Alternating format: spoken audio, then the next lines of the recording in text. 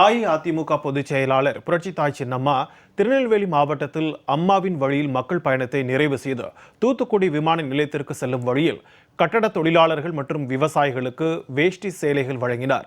குழந்தைகளுக்கு சாக்லேட் வழங்கினார்.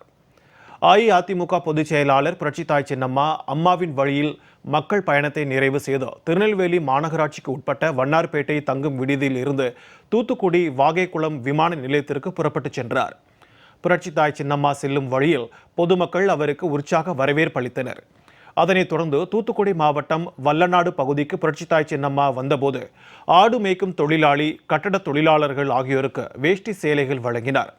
குழந்தைகளுக்கும் சாக்லேட்டுகளை வழங்கினார். இதனைத் தொடர்ந்து புரட்சித்தாய் சின்னம்மா தூத்துக்குடி விமான நிலையம் சென்று அங்கிருந்து சென்னைக்கு புறப்பட்டார்.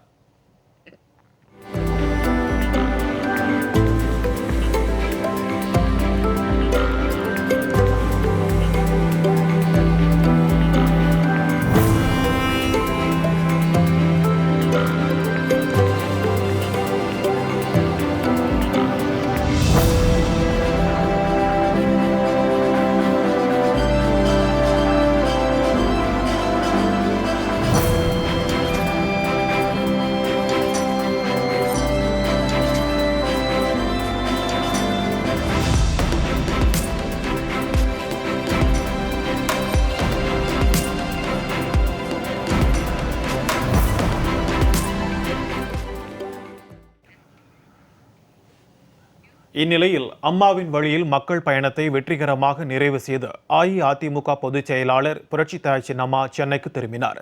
விமான நிலையத்தில் புரட்சித்தாய் சின்னம்மாவை முன்னாள் அமைச்சர் ஆனந்தன் மற்றும் கழக நிர்வாகிகள் பூங்கொத்து கொடுத்து வரவேற்றனர்.